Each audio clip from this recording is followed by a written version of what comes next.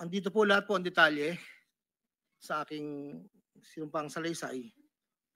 Meron pong portion doon na merong 30%, meron pong 25%.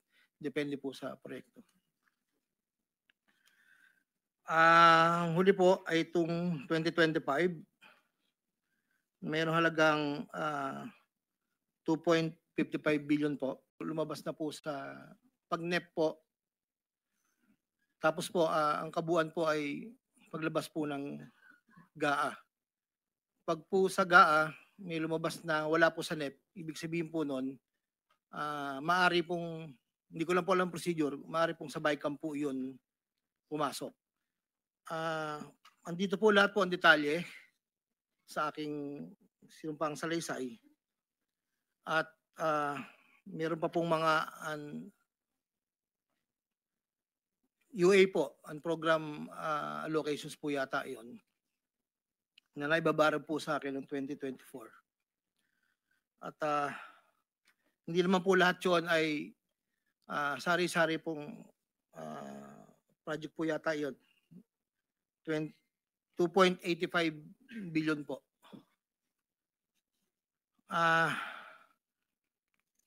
Yung pong sa 2024 na UA, bukod po yung meron pong BICAM and NEP. Dito po lahat po ang detalye. Ito lang po kasi yung record na nakuha ko po sa sariling file ko po. At yun po ay meron pong portion doon na merong 30%, meron pong 25%. Depende po sa proyekto. Ang huli po ay itong 2025. Mayroong halagang 2.55 billion po. 1.65 sa NEP at 900 million sa GAA. At ganoon din po ang sinabi niya sa akin sa proponent po. Doon po sa sinasabi na meron daw pong ang ating Senator Jinggoy Estrada na di umano'y meron pong sa listahan na pinakita po noong nakarang hearing. Yun po, ako po ang nagpasa ng listing po kay Yusek Bernardo. At ang sabi niya po ay meron ka pa bang kailangan na worth 355, yun na daw po yung natitira. So ako po ay nagpasa ng listahan sa kanya. Ang pagkakabanggit lang po sa akin ay meron pang extra si SJE. So nung lumabas po yun, sa kanya ko rin po binigay, pero wala po akong direct na komunikasyon kay Senator Estrada at wala rin po akong, hindi po ako ang nagdadala, wala po kaming, hindi ko po nakakaharap Senator Jinggoy po.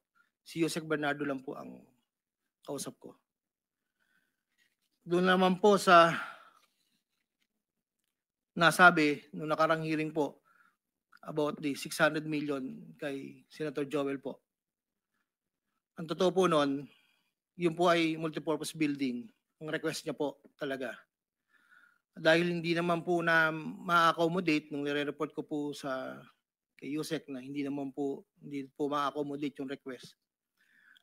Nagkaroon po ng idea, kaming dalawa po ni Yusek Bernardo na tapatan na lang kung sa kwentahan lang po na ang proponent ganito, parang daw po mapagbigyan. So, nagpasa po ako ng listahan without the knowledge of Senator Joel. So lumabas po yung pondo, I think UA po. So hindi po alam ni Sen na yun po ang pinalit namin sa multipurpose building. Wala pong alam si Senator Joel. So yung binanggit po na mayroon pong 25%. Ako po at si Yusek Bernardo ang nag-usap na gano'n na lang ang gawin para daw po matapatan man lang yung 1.5 B na request po. Inayos ko po lahat yun. At dinala ko po sa tauhan lang po ni Senator Joel somewhere in Bukawi po. Ang sabi ko po sa kanya, baka pwede, pakibigay mo lang to kay boss. Tulong ko to, kung ano man ang future na plano niya, yun po ay tulong ko. Pero hindi niya po alam na doon ko po kinuha sa flood control po. Ang pangapat po, taong 2021, nakilala ko po si Congressman Saldico. Sa pamamagitan din po ng numero po, binigay lang po sa akin ni Yusek Bernardo. Hindi ko na po nilagay. Kasi po hindi naman po kasama siya nung kami nagkita sa Shangri-La BGC. That was 2021 po. Ang unang usapan po namin ay susubukan pong makapagbaba ng pondo kung pwede po sa distrito ko. Taong 2022 po, unang bumaba po ay nagkakahalaga ng, tanda ko po, nandito po sa record, ay 519 po ang pagkakatanda ko po. After po noon, 2022, so yung 519 po, Excuse me, engineer. Para mas maliwanag, basahin mo na lang yung sinumpang salaysay mo para hindi ka naliligaw. Opo. Para wala na omit, wala na dadagdag, mag-stick ka doon sa sinasabi mong Yes po. sinumpang salaysay. Ito po. Simula mo na lang doon Saldi ko. sa simula. Basahin mo na lang ng dahan-dahan. Noong Agosto o Setyembre 2021, nagkakilala kami ni Congressman Saldico. Hindi, simulan mo sa simula mo na yung sa simula nung gist ng yung salaysay. Yes Wag po. na yung opening. Una ko nakilala si Undersecretary Roberto Bernardo. Kasama kami sa Laguna. Na-promote siya ng nag-promote siya hanggang Undersecretary. Si Yusek Bernardo ang tumulong sa akin para may talaga ako bilang district engineer sa Bulacan First DO noong 2019, panahon ng Secretary ng DPWH si Secretary Mark Villar. Nung panahon na yun, ang tanda ko po, Undersecretary for Operations sa Visayas, si Yusek Bernardo. Taong 2022, na magsimulang magbaba ng pondo sa aking DO, si Yusek Bernardo, ang kasunduan ay 25% para sa proponent. Ang proyekto ayon kay Yusek Bernardo, ang kabuuan ng mga proyektong naibaba ni Yusek Bernardo sa aking DO ay nagkakahalaga ng 350 million na sumusunod. Nandito po. Noong 2023, ang kabuuan ng mga proyekto na ibaba ni Yusek Bernardo sa aking DO ay halagang 710 million. Mula sa halagang ito, 450 million ang pumasok sa NEP, 260 naman po ang sa GAA. Ang para sa proponent, 25% po, at may advance ito na 5 to 15 na kalimitang hinihingi ni Yusek Bernardo kapag ganap na ang NEP base sa pagdinig sa Kamera del Representante. Samantala ang pondong na BICAM ay may advance payment na 5 to 10 na kalimitang hinihingi matapos ang deliberasyon ng BICAM at ang balansa ay babayaran pagbuo paglabas ng GAA. Ang detalye ng mga proyekto ay nandito po. Noong taong 2024, may kabuuang pondo na 3.3 billion, 150 sa NEP, 300 million sa GAA, 2.85 sa UA. Nung naipababa ni Yusek Bernardo sa aking DO, muling nagpatuloy ang 25% na bayad sa proponent ng mga proyekting to na binibigay kay Yusek Bernardo. Tulad ng 2023, ang usapan ay mayroon ding advance payment, depende na lamang kung ito NEP o GAA. Kaya limitang inutusan ko ang aking driver na dalhin ang proponent kay Yusek Bernardo, minsan po sa parking ng Diamond Hotel. Ang detalye ng NEP 2024 ay may andito po nakasulat po. Ayon kay Yusek Bernardo, ang GAA insertions ng 2024 na magkakalaga ng 300 para po 300 million na para kay, sabi niya po sa akin, para kay Senator Bong Revilla na noon ay kumandidato bilang senador para sa 2025. Sinabihan ako ni Yusek Bernardo, Henry, kay Sed Bong yan, baka gusto mo tumulong sa kanya. Dagdagan mo ang proponent ko na bahala. Sinabi ko kay Yusek Bernardo, sige po boss, Kaya po imbis na 25 ay naging 30 ang naging proponent doon po sa tatlong project na nakalagay po dito. Ang project po ay construction of flood control structure along Angat River, Sipat Section Plaridel, construction of flood control structure along Angat River, Lumang Bayan, construction of flood control structure along Giginto River, Malis Section, Giginto. Ang total po ay 300 million po. Yun po ay ayon kay Yusek Bernardo. Never ko pong nakakausap si Senator Bong Revilla. Never po. Makikita sa listahan ng mga proyektong galing sa U8 2024 na hindi lamang flood control ang mga proyekto, subalit ang proponent ay naglalaro sa 25 hanggang 30%. Noong taong 2025 ay may kabuuang halaga na 2.55 billion ang ipababa ni Yusek Bernardo sa aking DO. Tulad ng mga nakaraang taon, ang proponent ay natiling 25% sa kabuuang halaga ng pondo na ibaba ni Yusek Bernardo sa aking DO. Ang detalye ng proyekto ay nandito po. Marami po ito.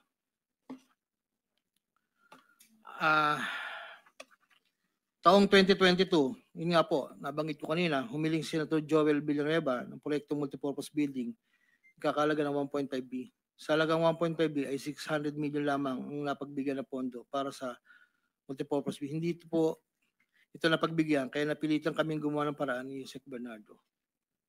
Hindi humingi ng partikular na proyekto o porsyento si Senator Joel, pero inutos ni Yusek Bernardo na bigyan na lamang ng proyekto na may katumbas na 150 million na proponent. Dahil dito, nabigyan si Senator Joel ng proyektong unprogrammed operations ng 2023, nagkakalaga ng 600 million na pawang mga flood control ng mga proyekto at kung saan susumahin na 25% ng proponent ay may halaga na 150 million. Hindi alam ni Senator Joel na flood control ang mga proyektong nailan sa kanya dahil ang aking pagkakalam ay ayaw po ni Senator Joel ang project na flood control. Ang halagang 150 million dila ko sa rest house sa Barangay Igulot, Bukay, Bulacan na iniiwan ko po sa tao niya na ang nagangalan lang pong Peng. Sinabi ko kay Peng na pakibigay na lang kay boss, tulong lamang yan para sa future na plano niya. Hindi po nila alam na doon galing yon sa flood control. Matapos po na hindi na po kami nagkausap. Sa kay Senator Jinggoy naman po, sa pagkakatanda ko, nasa 2024 budget hearing kami sa Senado. Kasama ko si Yusek Bernardo sa pagitan ng alas 9 hanggang alas 10 ng gabi. Habang kami naghihintay, tinanong ako ni Yusek Bernardo kung meron pa akong gustong lagyan at meron pang available na 355 si SJE. Ayon po kay Yusek Bernardo. Sabi ko po, boss, meron naman. Sagot ni Yusek Bernardo sa akin na ipasok ko agad sa kanyang listahan ng oras na yun. Agad-agad po akong nagpagawa ng listahan sa staff ko at sa loob ng 10 to 15 minutes, pinasa ko na po ang listahan kay Yusek Bernardo. Ito po ang listahan ng mga proyekto na banggit. Ito po ay puro pumping station po with floodgates. Ito po ay phase 3 dahil may nauna na pong phase 1, phase 2. Ito po ay 7 project. Meron pong 360 million, isang 45, isang 50, dalawang 40 million na may kabuang 355. Ang proponent po nito ay 25% at binigay ko yung Yusek Bernardo kasama ang may iba pang proponent na mga pondong binaba niya sa akin para sa taong 2025. Wala po akong direktang transaksyon o direktang pakipag-ugnayan kay Senator Jinggoy. Pang-apat, Congressman Elsaldi ko. Noong August 20 o September 2021, nagkakilala kami ni Congressman Saldico sa isang pagtitipon meeting sa Shangri-La, Bonifacio. Doon ay napag-usapan namin ang plano ni Kong Saldi na sumubok na magbaba ng pondo papunta sa aking distrito para sa iba't ibang proyekto. Pagkalipas ng higit kumulang na isang buwan mula sa aming unang pagkikita, ako ay nagpasa sa kanyang listahan ng mga proyekto na may kaugnayan sa flood control at ang mga proyekto yung tayo lumabas sa General Appropriations Act of 2022 na nagkakahalaga ng, andito po, 1, 2, 3, 4, 5, 6, 6 na proyekto po to. At ang pagkakatanda ko po ito ay 519 million. Ang una po. Sa pagitan ng 4 na taon, mula 2022 hanggang 2025, naging tagapagtaguyod si Kong Saldi ng mga proyekto sa Bulacan First. May higit kumulang 426 na proyekto. Ang kabuang halaga ng proyekto na ito, ayon po sa nalakap kong record, ay hindi bababa sa 35 billion, 24 million pesos. Million or billion? Billion, Your Honor. Nandito po yung summary. Pwede ko pong state, Your Honor. Go ahead. Sa taong 2022, yun po yung una. Bycam lang po ito ayon sa record ko po. 519 million. Sa 2023, 5,790 sa NEP, 3,250 sa Bycam, at 3,890 sa UA. 2024, 5.8 billion sa NEP, sa Bycam 5.084, sa UA 3.306. Sa 2024, nagkakalaga po ng total na 14,190,000,000. Sa 2023, 12 billion. Sa 2022, 519. Noong pong 2025 ay 7,385,000,000 na lang po sa NEP. Wala na pong kasunod. Sa bawat proyekto na pinapasok ni Kong Saldi, meron akong binigay na obligasyon sa kanya para sa pondo base sa aming kasunduan noong 2022. Ang kanyang hinihingi na budget sa bawat proyekto ay 20% lamang po noong 2022. Kung makikita niyo po, Your Honor, isasabay ko na rin po ito, na yung larawan po nandun po sa kasama po ako, na nakatayo, yung opisina, yun po yung 20% po na 2022 inaayos po namin doon sa litrato po. Subalit nung taong 2023 hanggang 2025 ay tumaas ng porsyento ng 25% po. Ang pag-abot ng porsyento para kay Kong Saldi sa bawat proyekto ay kadalasang hindi isang baksakan. Ito rin ay nakadepende kung paano na ipasok o na-insert. Kapag ang proyekto ay napasok sa NEP, ang unang 10% ay agarang binibigay ko kay Kong Saldi. Habang ang balanse na 15% ay paglabas na po ng GAA within 1 to 2 months. Iniipon ko muna po yan bago po ipadala sa kanya. Kapag ang proyekto naman ay naipasok ng Kong Saldi sa Bycam, ang unang 10% ay binabayad sa kanya matapos lumabas ang GAA at ang balancing 15% ay binibigay makalipas ng 2 buwan mula nang maaprubahan ng GAA. Pero kapag proyekto ay naipasok gamit ang UA, ang 25% ay agarang iniipon ko pati binibigay kay Kong Saldi. Ang pambayad para kay Kong Saldi ay nanggaling sa mga advances mula sa kontratista pero hindi na alam ng mga kontratista kung para kanino ang advance na yon. Ang pera na nakalaan para kay Kong Saldi ay dinadala sa akin. Ako naman po ang nagdadala o naghahatid na hinihinging porsyento ng Kong Saldi sa iba't ibang tao niya. Hindi ko po siya na-meet during pagdadala. Ang tao niya po ay may alias lang Paul at Mark. Dahil sila po yung nag-message po sa akin through Viber, disappearing message po yon, na doon ko po dadalhin.